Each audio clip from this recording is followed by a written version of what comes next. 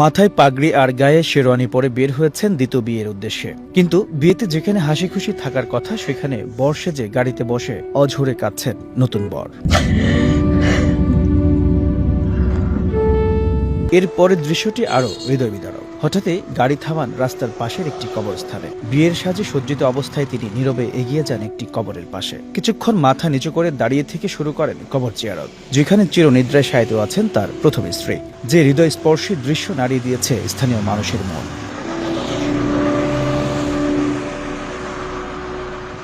2023 সালে তার প্রথম স্ত্রী ক্যান্সার আক্রান্ত হয়ে পৃথিবী ছেড়ে চলে গেছেন। তাই নতুন সংসার শুরু করার আগে মনে পড়ে গেল প্রথম স্ত্রীর হাজারো স্মৃতি। যার সঙ্গে এতটি বছর কাটিয়েছিলেন সেই প্রিয় মানুষটির মুখ হয়তো ভাসছিল মনের ক্যানভাসে।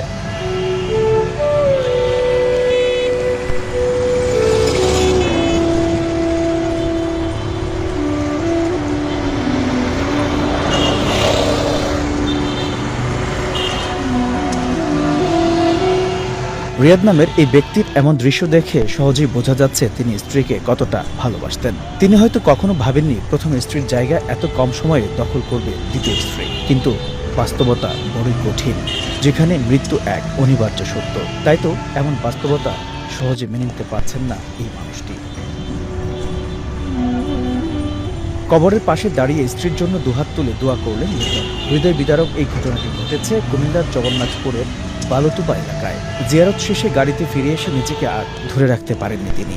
অঝরে কাঁদতে থাকেন গাড়িতে বসে। জীবনের নতুন অধ্যায়ে পা রাখার মুহূর্তেও প্রিয় মানুষের স্মৃতি তাকে যেন অক্টোপাসের মতো আচ্ছন্ন করে রেখেছে।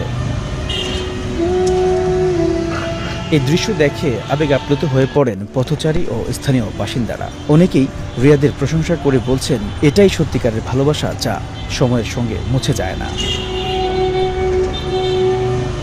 ভালোবাসা, হারানোর বেদনা এবং জীবনের নির্মম বাস্তবতার এক নিঃশব্দ গল্প যেন ফুটে উঠেছে এই একটি মুহূর্তেই।